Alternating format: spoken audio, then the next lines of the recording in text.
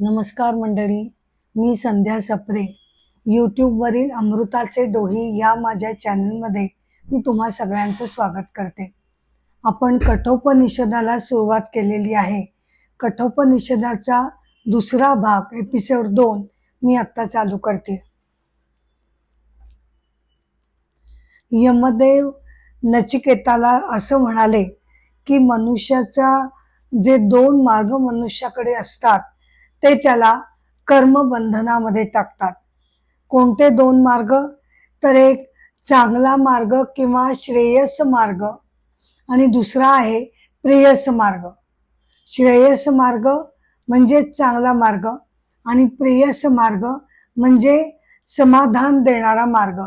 हे जे 2 मार्ग आहेत त्यापैकी श्रेयस मार्ग जो निवडतो तो उत्तम गतीला जातो आणि जो प्रेयस मार्ग निवडतो त्याला त्याचं ध्येय नेमकं सापडत नाही.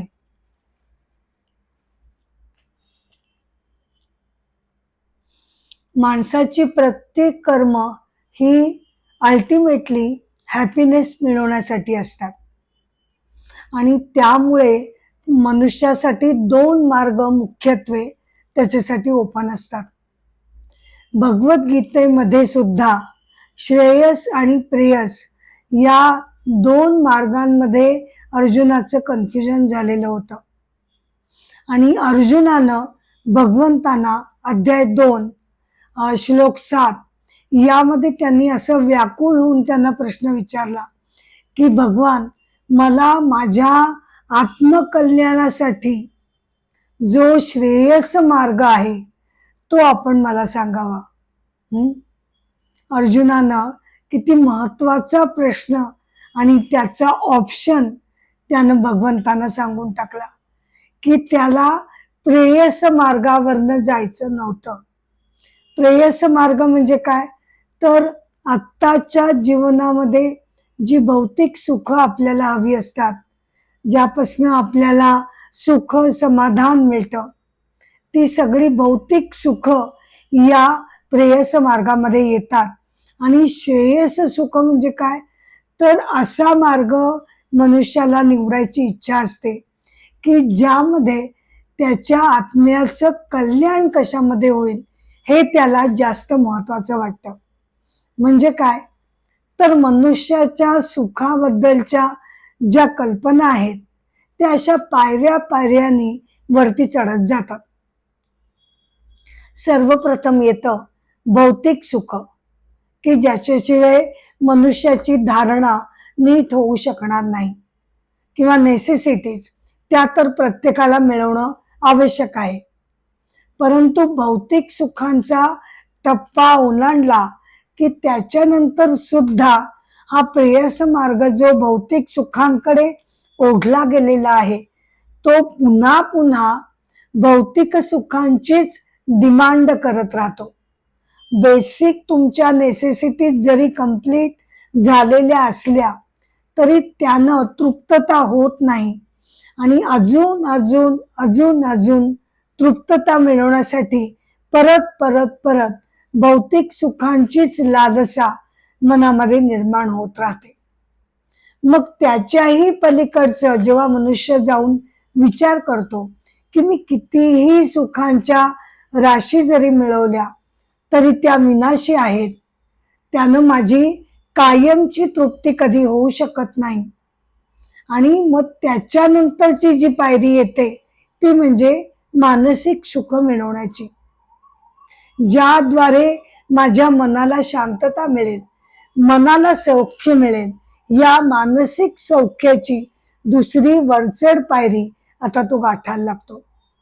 आणि मग सगळ्यात शेवटी मन आणि बुद्धीची प्रसन्नता कशी होईल? अशी प्रसन्नता की ज्यामुळे बाह्य गोष्टींकडे मला आशाळभूतपणे वाट बघावी लागणार नाही. मी स्वतः माझं मन आणि बुद्धी अंतर्गत प्रसन्न चित्त असल्यामुळे मला बाहेरची सुख मिळाली तरी उत्तम आहे, नाही मिळाली तरी सुद्धा त्या प्रसन्न बुद्धीच्या प्रसादामुळे मनुष्य अंतर्मुख होऊन बुद्धीचं जो तत्वज्ञान गम्य असा गहन विषय आहे, अनेक प्रश्न जे चिंतनशील मनाला प्रगल्भ बुद्धीला पडायला लागतात, त्या तत्वज्ञान विषयपर चिंतन मग्नशीलतेमध्ये मनुष्याला अजून सर्वश्रेष्ठ गोडी वाटायला लागते की आत्म्याचं कल्याण मला कसं होईल. परम सुख शांती नीतिमूल्य जी कधीही ढसळत नाहीत.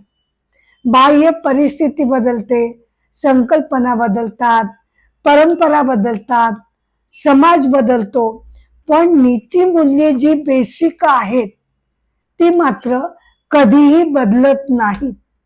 हा म्हणजे मनुष्य भौतिक सुखांच्या लालसे पोटी ती नीतिमूल्य फेरफार करण्याचा, ती बदलवण्याचा तो जरी भले प्रयत्न करत असला तरी जी बेसिक मूल्य आहेत, अहिंसा, दया, क्षमा, शांती, मनशांती, हे नीतिमत्तेने वागणं, चांगलं वागणं, व्यवस्थित वागणं, ह्या ज्या संकल्पना आणि मूल्य आहेत ती कधी बदलत नाहीत.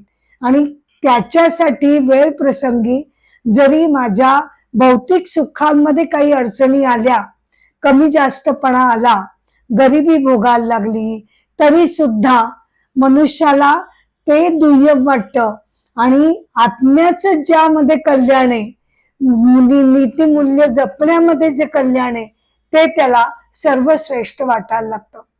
या अर्थाने श्रेयस मार्ग आणि प्रेयस मार्ग हे दोन मार्ग मनुष्यापुढे असतात. यमराज काय म्हणतात की जो श्रेयस मार्ग निवडतो त्याला उत्तम गती प्राप्त होते, आणि दुसरा जो प्रेयस म्हणजे केवळ आपल्या पुरतं आहे त्या जीवनापुरतं भौतिक सुखांशी निगडीत राहणं, त्यासाठी प्रयत्न करणं, हा मार्ग जो बघतो त्याला त्याचे ध्येय नीटसं मिळत नाही. म्हणजे काय, तो पुन्हा पुन्हा जीवन मरणाच्या चक्रामध्ये अडकत राहतो. का? कारण लालसा संपत नाही, कितीही मिळवलं तरी कामना पूर्ण होत नाहीत आणि अतृप्त कामना बाकी राहतात.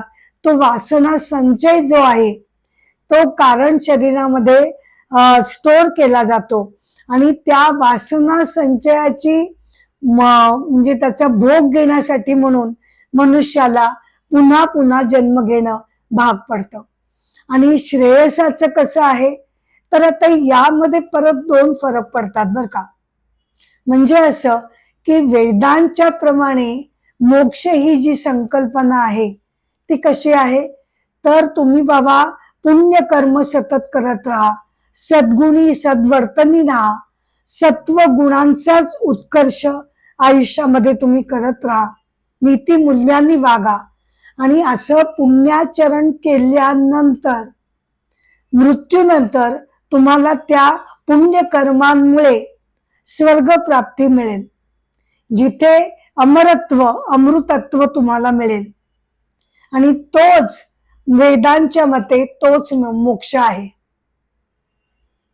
परंतु उपनिषद आणि भगवद्गीता यांच्या जर आपण मोक्षाबद्दलच्या संकल्पना बघितल्या तर उपनिषद केवळ स्वर्ग प्राप्ती म्हणजे मोक्ष हे मान्य करत नाही. भगवद्गीता सुद्धा असं म्हणते की केवळ पुण्यकर्मांनी स्वर्ग प्राप्ती मिळवणं म्हणजे मोक्ष नाही. का? कारण तुमचा पुण्य संचय संपला की पुन्हा तुम्हाला पृथ्वीवर जन्म घेणं चुकत नाही. म्हणजे जन्म मरणाचा फेरा त्यामधनं लागू शकतो. परंतु अंतिम मोक्षाची संकल्पना काय आहे तर ती अशी आहे की मनुष्याला पुन्हा जन्म मरणाचा फेरा त्याच्या मागे लागता कामा नये. आणि त्यासाठी केवळ सात्विक गुणांनी वागणं एवढंच पुरेसं ठरत नाही, तर त्याबरोबरच आत्मज्ञान साधकाला होणं हे अत्यंत गरजेचं ठरतं. आत्मज्ञान झाल्याशिवाय साधकाला मोक्ष नाही असं उपनिषद आणि भगवद्गीता सांगते. का? कारण ज्ञानानं त्याच्या पाठीमागचं संचिताचं गाठोडं शून्य होतं आणि केवळ प्रारब्धापुरतं तो हे जीवन जगतो. आणि त्यानंतर संचित शून्य झाल्यामुळे त्याला त्याच्या मागे पुन्हा जन्म मृत्यूचा फेरा मागे लागत नाही. हा उपनिषदांच्या मते खरा योग्य मोक्ष आहे. परंतु वेद काय म्हणतात की तुम्ही पुण्य कर्मांनी स्वर्ग प्राप्ती करा आणि तुम्हाला ती उत्तम गती लाभेल. स्वर्ग प्राप्ती होणं ही उत्तम गती आहे यात तर काही वादच नाही. परंतु त्याच्यामधली जी अमर्त्यता आहे किंवा इटर्निटी ती एका वेगळ्या अर्थाने वापरली जाते. एकतर पुण्य संचय संपला की तुम्हाला खाली यावं लागतं आणि दुसरी संकल्पना अशी आहे की प्रलय काळी तरी निदान सगळे लोक नष्ट होतात आणि पुन्हा तुम्हाला जन्म घेणं भाग पडतं. तर असे हे दोन प्रमुख मार्ग जीवन जगण्याचे. एक श्रेयस मार्ग ज्यामध्ये आपण चिरंतन आत्मकल्याणाची चिंता करतो आणि त्यानुसार आपलं वर्तन ठेवायचा आपण प्रयत्न करतो. आणि प्रेयस मार्ग म्हणजे केवळ इहलोकी या जन्मापुरतं साधारणपणे बघितलं जातं आणि जेवढी म्हणून भौतिक सुख मला प्राप्त होतील त्यामागे मनुष्य धावत असतो. फक्त यामध्ये धोका काय असतो की भौतिक सुखांची लालसा हळूहळू एवढी वाढत जाते की त्यापायी आपलं मानसिक नीतिमूल्यांचं अधःपतन आपल्या हातून कधी व्हायला लागतं हे सुद्धा मनुष्याला हळूहळू कळेनासं होतं.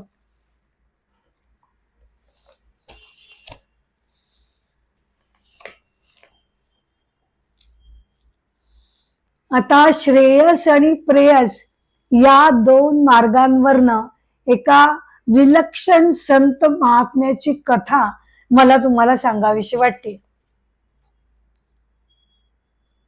संत श्रेष्ठ पुरंदरदास, जन्म 1470, मृत्यू 1564. त्यांना कर्नाटक संगीताचे पितामह असं आदरानं संबोधलं जातं. ते प्रत्यक्ष नारदाचे अवतार आहेत अशी सुद्धा श्रद्धा आहे. त्यांचं मूळचं खरं नाव श्रीनिवास नायक. विजयनगर आरागा येथे त्यांचा जन्म झाला. ते अत्यंत बलाढ्य असे श्रीमंत होते. सोने चांदीचे ते व्यापारी होते आणि त्यांचं 16व्या वर्षी सरस्वती देवींशी लग्न झालं. परंतु 20व्या वर्षी त्यांच्या आई वडिलांचं निधन झालं आणि सगळा व्यापार त्यांना आता सांभाळावा लागला. ती जी अलोट अशी श्रीमंती होती त्यामुळे नाही म्हटलं तरी थोडीशी अहंता त्यांच्या मनामध्ये येऊ लागली होती आणि श्रीमंतीचं महत्व ते अनन्यसाधारणपणे जपायला लागले होते.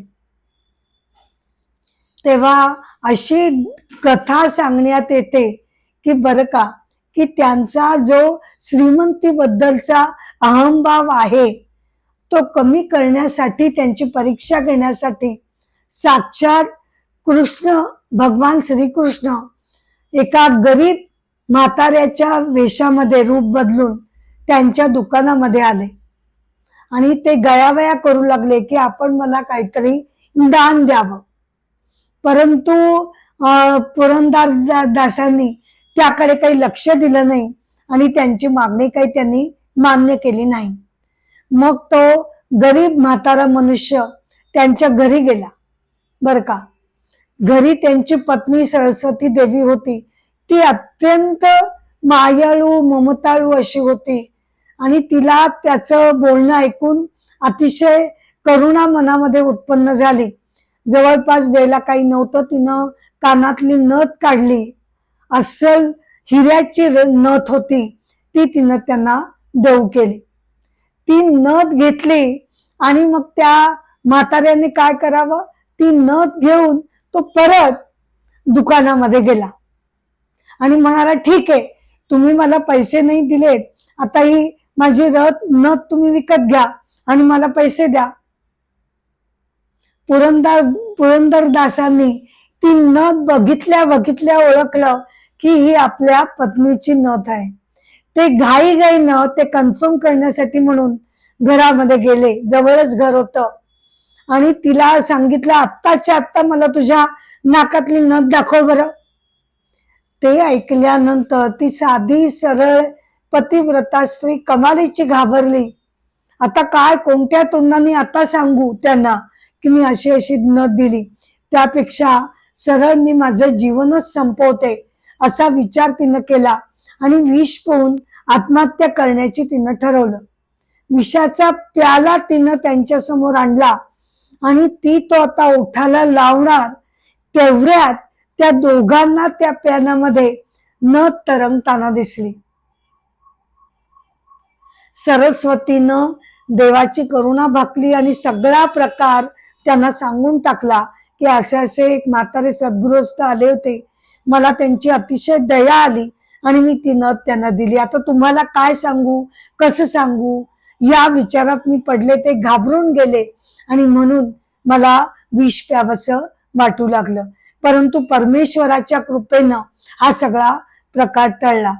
जेव्हा पुरंदरदासांनी प्रत्यक्ष आपल्या डोळ्यांनी तो प्रकार बघितला तेव्हा त्यांच्या लक्षात आलं की तो दयाळू परमेश्वर आणि त्याची लीला किती अगाध आहे. आणि मी मात्र हे सोन्यासारखं जे आयुष्य मला मिळालंय ते त्या व्यर्थ अशा सोन्या चांदीची मोजमाप करण्यामध्ये दंग झालेलो आहे. त्यांना अतिशय मनातल्या मनात ते खजील झाले. आतापर्यंत त्यांचा प्रेयस मार्ग जो चालू होता तो एका क्षणार्धात जणू काही त्यांच्या मनामध्ये ट्रान्सफॉर्मेशन झालं. परमेश्वराचं अतीव प्रेम आणि अतीव श्रद्धा त्यांच्या मनामध्ये दाटून आली आणि नंतर त्यांनी काही काळातच सगळ्या सोन्या चांदी संपत्तीचा त्यांनी त्याग केला आणि स्वतःला ते हरिदास असं म्हणवू लागले. म्हणजे श्रीकृष्णाचा मी सेवक आहे. आणि मग अनेक सुंदर सुंदर अभंगांची कीर्तन रचनांची रचना त्यांनी केली. त्यांना हरिदास असं गौरवानं संबोधलं जाऊ लागलं.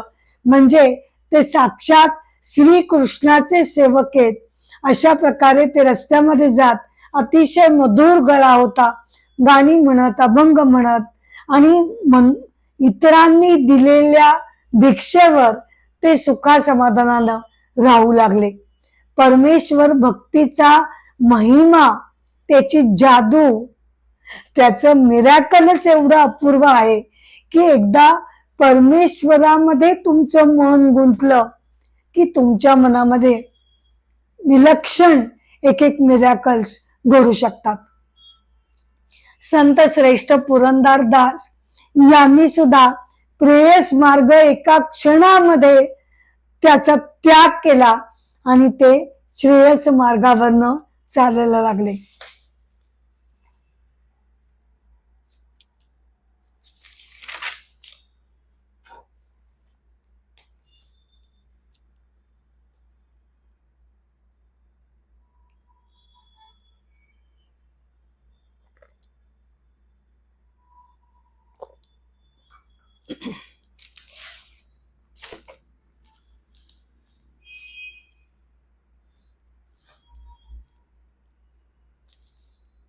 मंत्र 4.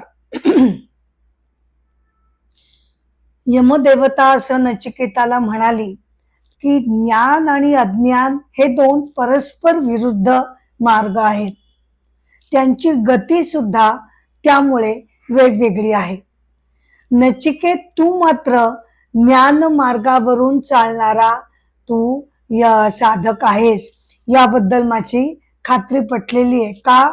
कारण तू कोणत्याही भौतिक प्रलोभनांना, जी मी तुला देऊ केली की बाबा आत्मज्ञान सोडून बाकी काय हवं ते माग, मी तुला संपत्ती देतो, वैभव देतो, पण या सगळ्या भौतिक कामनांना तू झिडकारून दिलंस आणि तू अविचलपणे ज्ञान मार्गासाठी माझ्याकडे विचारणा करू लागलास.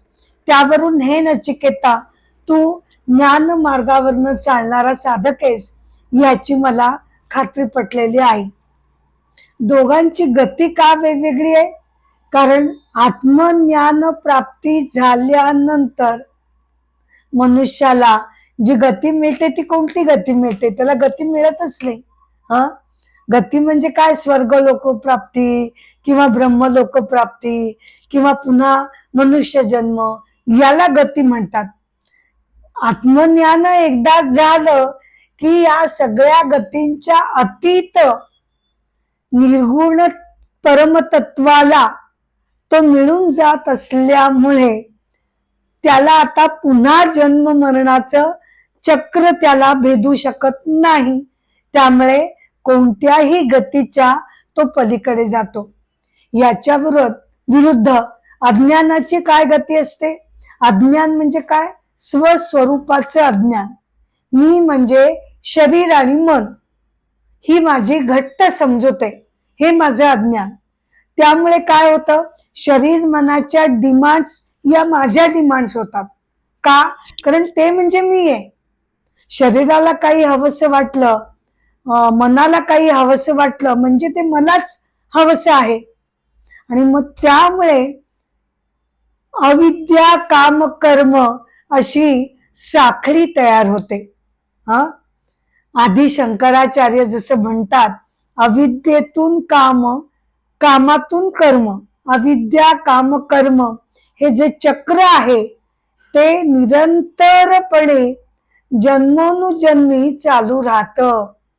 अविद्या म्हणजे मला माहितीच नाही हे माझं खरं स्वरूप, मी माझ्या शरीर मनाला घट्ट कवटाळून बसले, ही माझी अविद्या. मग त्यातून काय निर्माण होतं? वेगवेगळ्या कामना तयार होतात. अर्थातच होतात. मनाला तृप्त करायला हवं, शरीराला तृप्त करायला हवं, मग त्यासाठी अनेक कामना मनामध्ये निर्माण होतात आणि त्या कामना पूर्तींसाठी कर्म करणं तर आलंच. अशी ही साखळी तयार होते आणि कर्मांची साखळी एकदा आपल्या हातून सुरू झाली, कर्म केली की त्याची फळं आली.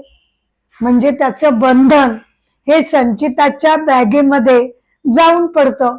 मग ती फळं भोगण्यासाठी पुन्हा जन्म, मग पुन्हा मरण, मग पुन्हा जन्म, असं जन्म मृत्यूचं चेन तयार होते. आणि त्या विशेष सर्कलमध्ये अज्ञानी लोक म्हणजे आपल्यासारखे, ज्यांना आपलं खरं स्वस्वरूप कळलेलं नाही, असे या अविद्या कामकर्माच्या साखळीमध्ये, कर्माच्या बंधनामध्ये अडकून जातात.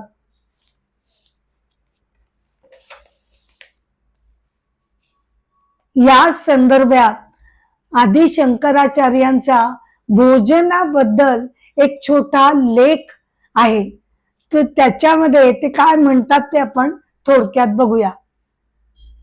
ज्ञानीला सुद्धा अन्न तर लागतेच, त्याच्या धारण पोषणार्थ त्याला सुद्धा अन्नाची गरज असतेच. मग ज्ञानीची अन्नाच्या बाबतीत भूमिका कशी असते? तर मला अमुक हवं, मला आज हे नको, आज हा पदार्थ बरोबर झाला नाही, आज त्याच्यामध्ये मीठ कमी पडलं, आज त्याच्यामध्ये गोड जास्त झालं, या तक्रारी नाहीत, कंप्लेंट्स नाहीत, कुरकुर किटकिट नाही, असमाधानीपणा नाही, अमुक एक आज हवं होतं ते मिळालं नाही, ही नाराजी नाही. जे काही समोर येईल, समोर भिक्षेमध्ये जे काही मिळेल त्याच्यामध्ये ते आत्मतृप्त असतात. ही असते आत्मज्ञानीची भोजनाबद्दलची त्याची धारणा. जे मिळेल ते आनंदानं, तृप्तीनं, समाधानानं त्याचा आस्वाद घेणं हे आत्मज्ञानी जाणतो. आणि अजून खोलामध्ये जायचं तर भोजन म्हणजे केवळ आणि केवळ जेवण नाही, तर भोजन म्हणजे पंचज्ञानेंद्रियाद्वारे, बर का. आदि शंकराचार्य म्हणतात पंचज्ञानेंद्रियाद्वारे आपण आयुष्यामध्ये शब्द, स्पर्श, रूप, रस, गंध हे जे वेगवेगळे त्याची अनुभूती आपण घेतो त्याला सुद्धा भोजनच म्हणायला हवं. आणि ते सुद्धा कसं हवं? मर्यादित हवं, संयमित हवं आणि माफक हवं. आणि जे काही त्याच्यामध्ये आपल्याला त्याचा अनुभूती मिळेल त्यामध्ये मनुष्यानं समाधान मानायला हवं. या सगळ्या अटी ठेवून भोजनाचा आस्वाद घेणं म्हणजे ज्ञानपूर्ण वृत्तीनं भोजन स्वीकारणं असा त्याचा अर्थ होतो. अजून अजून खोलात जाऊन आदि शंकराचार्य पुढे असं म्हणतात की भोजन म्हणजे प्रारब्धाचा आहे या जीवनाचा उपभोग घेणं म्हणजे सुद्धा भोजनच आहे. हा, प्रारब्ध माझ्या वाट्याला जे आलेलं आहे ते म्हणजे जणू काही देवानं दिलेला आत्मप्रसाद आहे. ते माझ्यासाठी त्यानं काढून ठेवलेलं जेवण आहे, भोजन आहे. या समजुतीनं, या शहाण्या समजूतदार बुद्धीनं आपण आपल्या प्रारब्धाचा उपभोग घेणं म्हणजे भोजन घेणं आहे. म्हणजे काय? तर प्रारब्धामध्ये कायम सुख तर असू शकत नाही. हा, अधूनमधून काही ना काही दुःखांचे आघात आपल्याला झेलावे लागतातच. तेव्हा ते जे प्रारब्ध रूपी आयुष्य आहे ते जणू काही देवानं मला दिलेला प्रसाद आहे अशा सश्रद्ध भावनेनं आपण तो स्वीकारणं यामध्ये भोजन या संकल्पनेचा अंतर्भाव येतो. आणि त्यानंतर आदि शंकराचार्य शेवट करताना असं म्हणतात की ज्ञानी आपलं आत्ताचं जे प्रारब्ध कर्म, प्रारब्ध आयुष्य आहे ते सुद्धा सर्वप्रथम परमेश्वरालाच समर्पित करून टाकतो.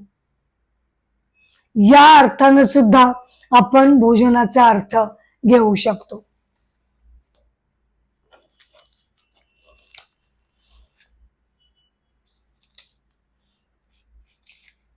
मंत्र 5.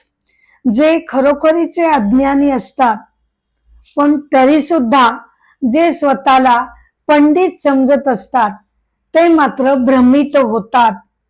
ज्याप्रमाणे एका अंधानं दुसऱ्या अंधाला मार्ग दाखवावा त्याप्रमाणे ते स्वतःच्याच भ्रममूलक ज्ञानामध्ये रममाण होतात.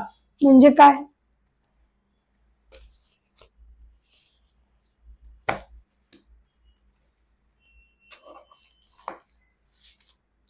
जे खरोखरीचे अज्ञानी असतात म्हणजे जे केवळ ज्यांचं ग्रंथ वाचन झालेलं आहे, जे शब्दांवर अवलंबून असतात, जे फक्त इकडच्या ग्रंथातले शब्द दुसरीकडे सांगून त्याच्यामध्ये जे धन्यता मानतात, ज्यांना प्रत्यक्ष त्यांच्या वागणुकीमध्ये दया, माया, करुणा किंवा ओलसरपणा, ओलावा, जिव्हाळा ह्याचा त्यांच्यामध्ये प्रादुर्भाव नसतो, जे वृक्ष असतात, कोरडेपणाने केवळ जे तत्वज्ञान फक्त सांगत असतात, त्यांना मात्र असं वाटतं की आपण मोठे पंडित झालेलो आहोत.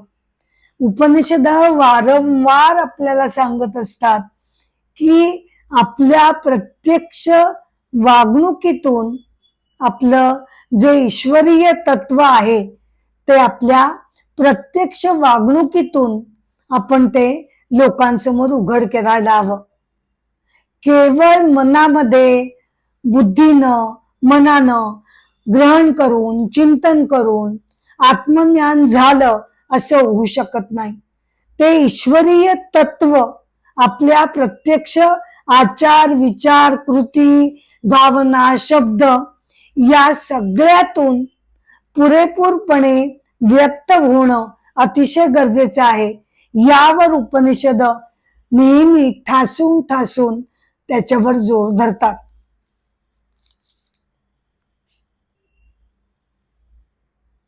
मंत्र 6वा. जो संपत्तीच्या लालसेमध्ये बुडून गेलेला आहे तो या आयुष्याचा नेमका अर्थ काय बरं आहे याचा खोलामध्ये जाऊन चिंतन करत नाही आणि त्याचा खोलवर तो विचार करत नाही. जे काही आत्ता आहे, या जीवनामध्ये आत्ता मला जे जे काही भोगायला मिळत आहे ते आणि तेवढंच खरं, आणि पुढे सुद्धा मला जे काही मिळत जाईल तेवढंच म्हणजेच जीवन, अशा ठाम भूमिकेवर ते विचार करतात. आणि त्यानं होतं काय की पुन्हा पुन्हा मागच्या श्लोकामध्ये म्हटल्याप्रमाणे की कामना कायम वाहतच राहतात, इच्छांचे धबधबे चालूच राहतात. मग त्यांची पूर्ती करण्यासाठी परत परत हातातून कर्म घडत राहतात, मग त्याची कर्मबंधनं मागे पडतात. अशा रीतीनं ही साखळी सदैव चालू राहते. आणि तो जीव जो फक्त आत्ताच्या भौतिक सुखांकडे बघतोय तो पुन्हा पुन्हा जन्म मरणाच्या साखळीमध्ये तो अडकून राहतो.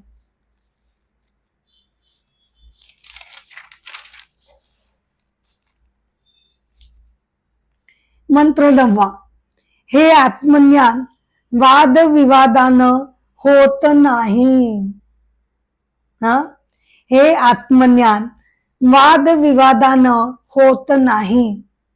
तर जेव्हा गुरु स्वतःमध्ये आणि दुसऱ्यांमध्ये भेद करत नाही तेव्हा ते आपल्याला प्राप्त होतं.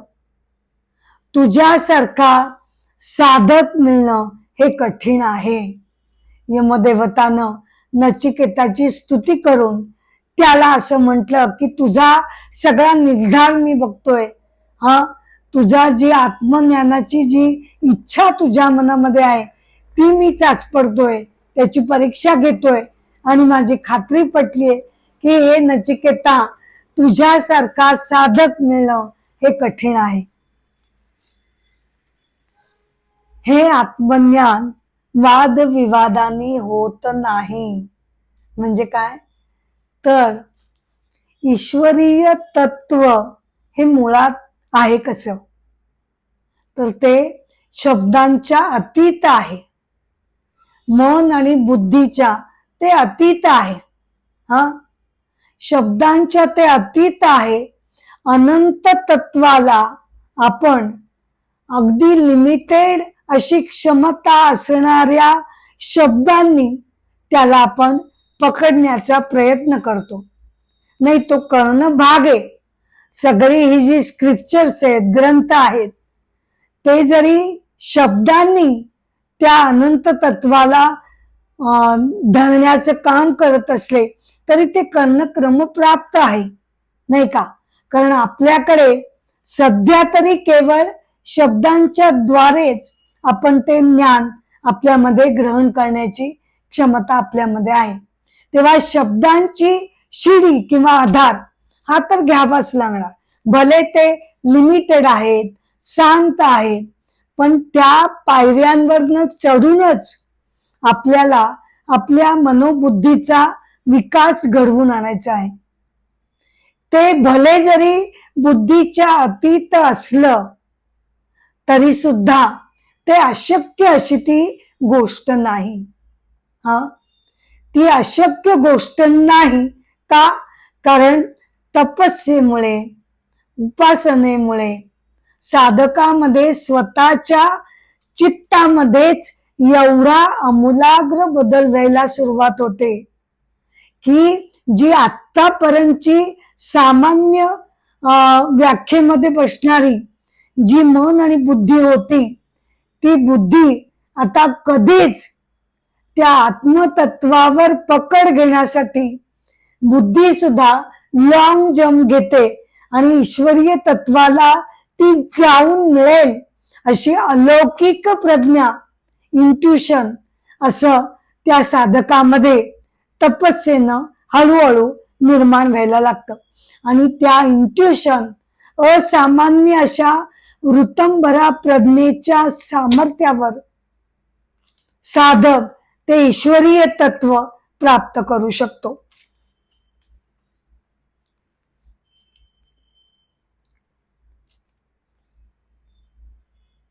मंत्र 10. नचिकेता, हे लक्षात घे की कर्मफळ ही अनित्य असतात. जे तत्व अमर्त्य आहे, ईश्वरीय तत्व कसं आहे, ते इमॉर्टल आहे. ते विनाशी घटकांपासून कधीही प्राप्त होऊ शकत नाही. असं असून सुद्धा बर का हे नचिकेता, मी मात्र अग्निहोत्रामध्ये विनाशी वस्तू अर्पण करून ते अविनाशी तत्व मी प्राप्त केलं. म्हणजे काय याचा अर्थ? तर त्याची कथा अशी आहे की नचिकेताला यमराज प्रांजळपणे स्वतःची कथा कथन करतोय. जेव्हा यमराज हे मानव जन्मामध्ये होते पृथ्वी लोकावर, तेव्हा इमॉर्टॅलिटी प्राप्त करण्यासाठी त्यांनी अनेक यज्ञ याग केले. त्या अग्निहोत्रामध्ये, यज्ञ यागामध्ये अनेक समिधांचं त्यांनी समर्पण केलं आणि आपल्या पुण्यचरण वागणुकीमुळे, सात्विक वृत्तीमुळे आणि सात्विक कृत्यांमुळे त्यांनी स्वर्गलोक प्राप्ती केली. आणि इंद्रदेवता वगैरे ज्या अनेक देवता ज्यांनी स्वर्गामध्ये प्रवेश मिळवलेला होता, त्याच्या बरोबरीनं यमानं सुद्धा तिकडे प्रवेश मिळवला आणि इमॉर्टॅलिटी प्राप्त केली. आता याचा अर्थ असा घ्यायचा आहे की जे देवांना अमृत तत्व मिळालंय असं जे आपण म्हणतो बर का, ते दोन दृष्टीने त्याच्याकडे बघता येतं. ते जे अमृतत्व मिळालंय ते त्यांना मनुष्याच्या जो आयुष्याचा कालावधी साधारणपणे असतो 100-125 वर्ष, त्याच्यापेक्षा हजारो वर्षांचं आयुष्य देवांना मिळालेलं असतं. त्या अर्थानं ते इमॉर्टल आहेत. परंतु त्यांना सुद्धा प्रलय काळी आणि प्रत्येक युगाच्या अंताला ते जे देवदेवता आहेत यमराजा सकट, त्या सगळ्यांचा प्रलय काळी प्रलय होतो आणि पुन्हा युगाच्या आरंभी पुन्हा त्यांचा आरंभ होतो. तर अशा प्रकारे यमराज हे नचिकेताला आपली कथा त्याला सांगतायत की मी सुद्धा असा प्रयत्न केला बर का. ते विनाशी तत्व मिळवण्यासाठी मी जेव्हा मानव स्वरूपात होतो तेव्हा यज्ञ याग करून मी स्वर्ग प्राप्ती केली.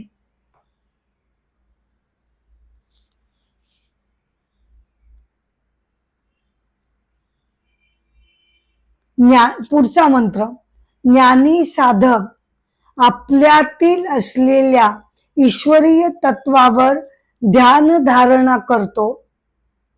ध्यान धारणेनं तो आपल्यातील ईश्वरीय तत्वाला जाणतो, जे खर तर अतिशय कठीण आहे.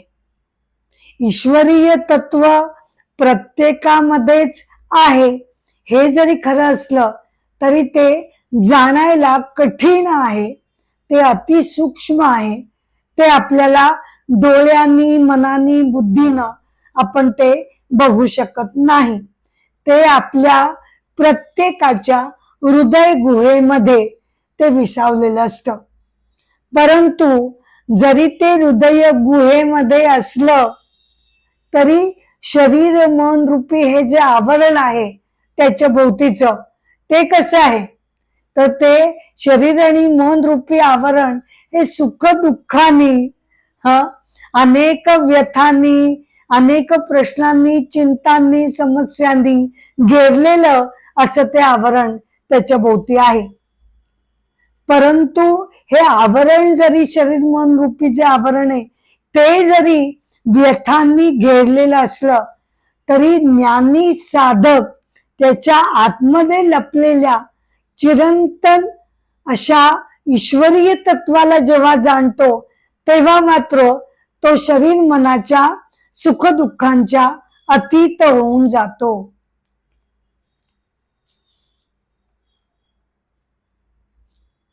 शरीर आणि मनाला चालवणारं हे जे ईश्वरीय तत्व आहे ते अजय आहे, निरंतर आहे, शाश्वत आहे, पुरातन आहे. वरची आवरण शरीर मनाची बदलत राहतात. प्रत्येक जन्मामध्ये वेगवेगळं आवरण त्याच्या भोवती पांघरलं जातं. आवरण बदलतात, उपाधी बदलतात, परंतु आतलं आत्मतत्व जे आहे त्याला मात्र धक्का लागू शकत नाही. मग ते जर आपल्या सगळ्यांच्या मनामध्ये आहेच आहे, मग ते मी का जाणत नाही? त्याचं कारण असं आहे की आपलं मन आणि बुद्धी हे अनेक चिंता आणि काळजांनी ग्रासलेलं असतं. एक दुःख संपलं, दुसरं, तिसरं, चौथं, अनेक संकट, आघात. कधी कधी आपण त्या आघातांमधनं आपण ते मुक्तच होऊ शकत नाही. काही ना काही प्रश्न, काही ना काही व्यथा आपल्याला जोडल्या गेलेल्या असतात आणि त्याची एक प्रकारे कधी कधी मला तर असं वाटतं की ते एक प्रकारचं आपल्याला ऍडिक्शन सुद्धा होतं बर का. काही ना काहीतरी दुःख हवंच असं आपलं शरीर मन सुद्धा सवयीनं ते मागायला लागतं. तर अशा प्रकारे द्वेष, मत्सर, चिंता यांनी आपलं शरीर मन दूषित झालेलं असतं. आणि ईश्वरीय तत्व जर जाणायचं असेल तर ते कसं आहे? ते शुद्ध आहे. ते अतिशय शुद्ध, स्वच्छ, पवित्र, मंगल असं ते आहे. मग त्याला जर जाणायचं असेल तर माझं मन आणि बुद्धीची लेव्हल सुद्धा निदान त्याला ग्रास करू शकेल इतपत तरी माझ्या मन बुद्धीची तयारी व्हायला हवी. पण ती कशी होणार? माझी सगळी दिवसाची मानसिक ऊर्जा या दुःख आणि चिंतांमध्येच खर्च होऊन जाते आणि मग त्याच्या पलीकडे जाऊन ईश्वरीय तत्वाचा शोध घेण्याची ऊर्जा, ती इच्छा सुद्धा मनाला होऊ शकत नाही. म्हणजे जर हे असं आहे तर मग आत्मतत्व हे जाणताच येणार नाही की काय? तर तसं नाही. इथे उपनिषदामध्ये योग शब्द आलेला आहे. अभ्यास योग म्हणजे काय? योग म्हणजे शारीरिक शिस्त लावणं आणि मन एकाग्र करणं. दोन्ही गोष्टी सायमल्टेनियसली व्हायला हव्यात. शरीर उड्या मारताय, इकडे तिकडे धावताय आणि मग तेव्हा मी एकीकडे मनाला एकाग्र करण्याचा प्रयत्न करते तर हे असं घडत नाही. एकाच वेळेला शारीरिक शिस्त आणि मानसिक एकाग्रता ही मला साधणं भाग आहे. मग त्यासाठी मला काय करावं लागेल? माझं purification of mind he process मला करावी लागेल.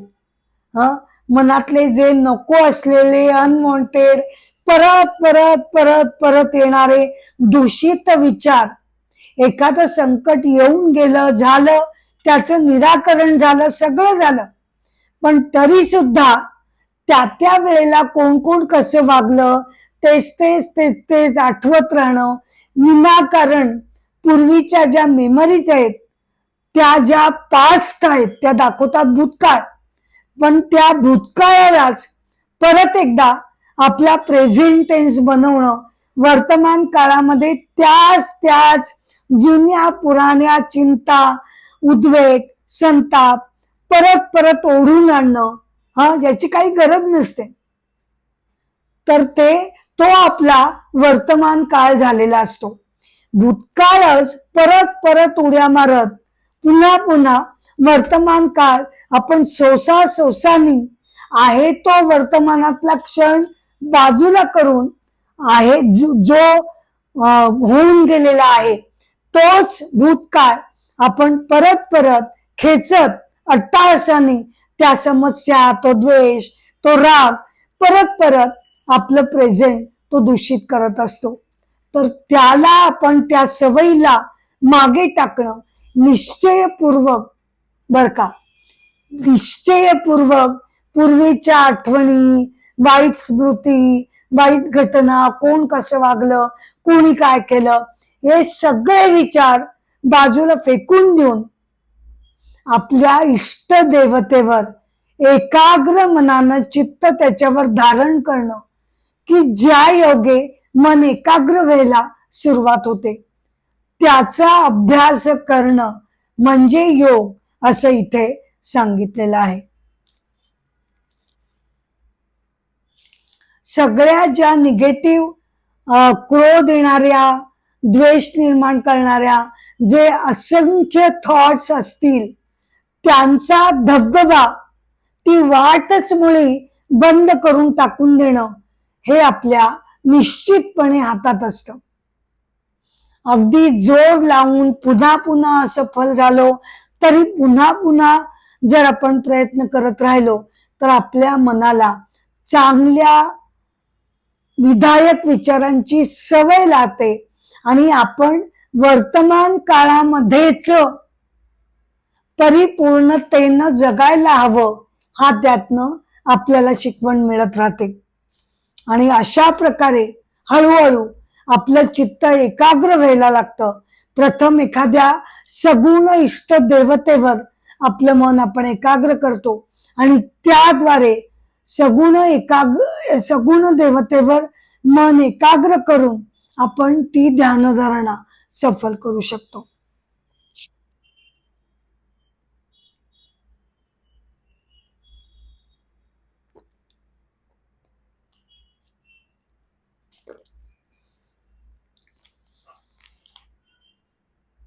पुढील मंत्र. साधकानं आत्मतत्वाचं श्रवण करायला हवं.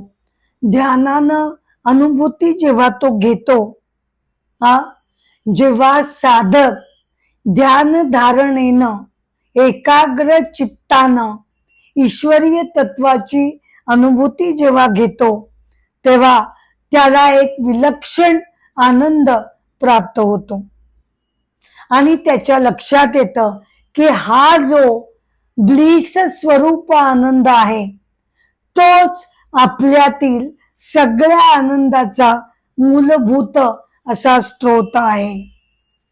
हे नचिकेता, आत्मप्राप्ती झाल्यानंतर हा आनंदाचा झरा जो प्रत्येकामध्ये उपजतच परमेश्वरानं दिलेलाच आहे त्याची अनुभूती साधक घ्यायला सुरुवात करतो.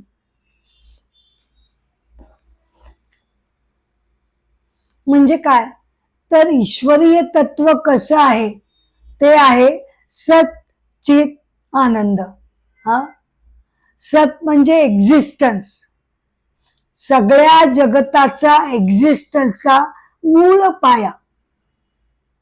मग चित म्हणजे काय कॉन्शियसनेस, त्या जाणीवेनं आपल्याला आपण जीवनाचा अनुभव घेऊ शकतो. सत चित आणि आनंद. ब्लिस म्हणजेच परमेश्वर, आनंदाचा एखादा प्रकार म्हणजे परमेश्वर असं नसून परमेश्वर म्हणजेच आनंद. म्हणजेच त्याचा अर्थ काय, जर तो माझ्या हृदय गुहेमध्ये आहे त्याचा अर्थ काय की तो ब्लिस आनंद रूपी झरा माझ्यामध्ये आहेच. जन्मतःच प्रत्येकाला बाय डिफॉल्ट तो झरा मिळालेला आहे.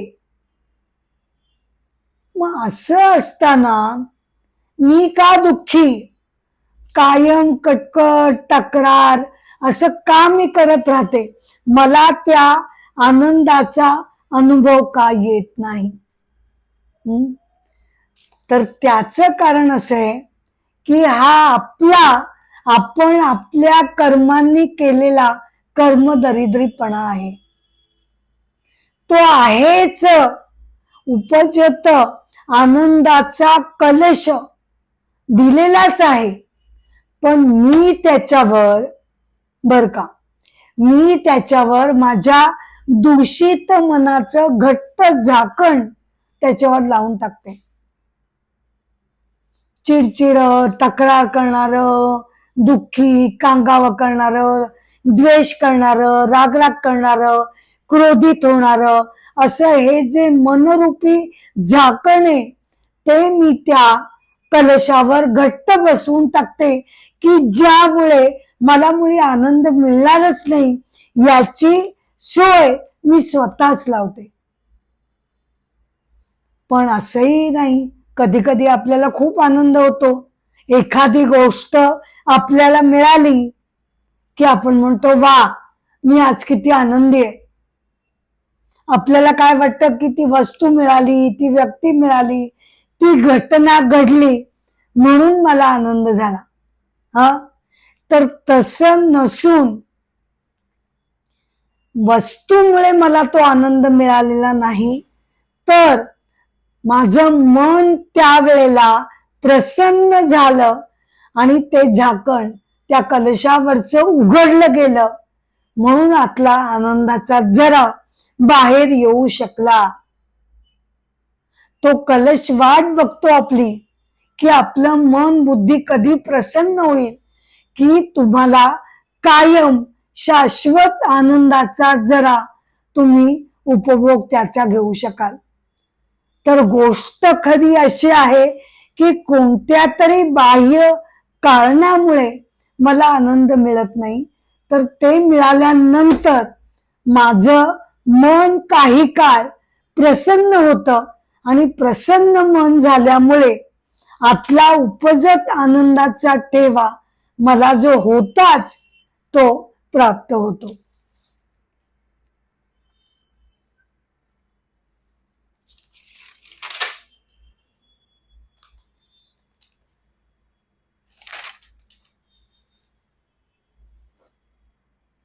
पुढील मंत्र.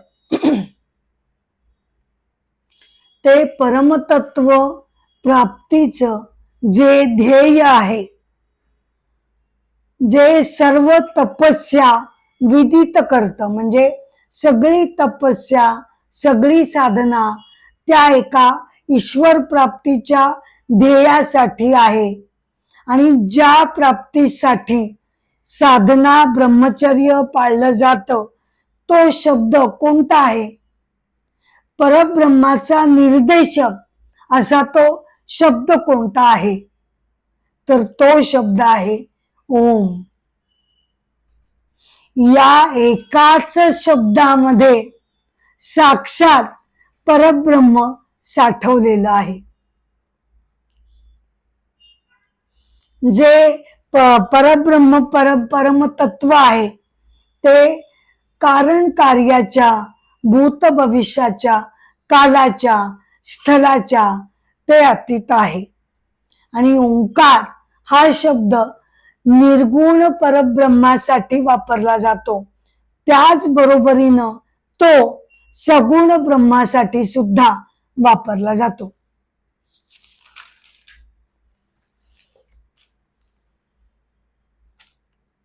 उपनिषद आपल्याला ओम हा शब्द सगुण ब्रह्मासाठी, म्हणजे तुमची प्रत्येकाची जी कोणी इष्ट देवता असेल ती सुद्धा ओम या शब्दाद्वारे प्रगट होऊ शकते. ती तुम्ही जरी ध्यान धारणेसाठी घेतली, म्हणजे गणपती असेल, भगवान श्रीकृष्ण असतील, ज्याची जी इष्ट देवता असेल ते जे सगुण ब्रह्मन म्हणून म्हटलं जातं, त्याचा निर्देशक हा ओम हा शब्द आहे. साधक जेव्हा त्याच्याशी एकरूप होतो तेव्हा त्याला ब्रह्मलोकाची प्राप्ती होते. आणि जेव्हा तो निर्गुण तत्वाशी एकरूप होतो तेव्हा तो निर्गुण तत्वाला जाऊन मिळतो.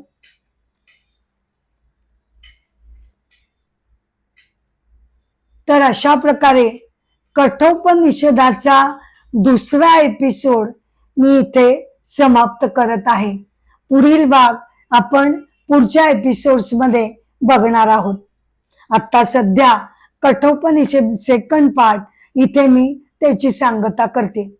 परंतु सांगता करण्यापूर्वी मी तुम्हाला सगळ्यांना नम्रपणे विनंती करते की अमृताचे डोही या माझ्या YouTube वरील चॅनलला कृपया तुम्ही शेअर करा, लाईक करा, सबस्क्राईब करा, ही माझी नम्र विनंती आहे. नमस्कार.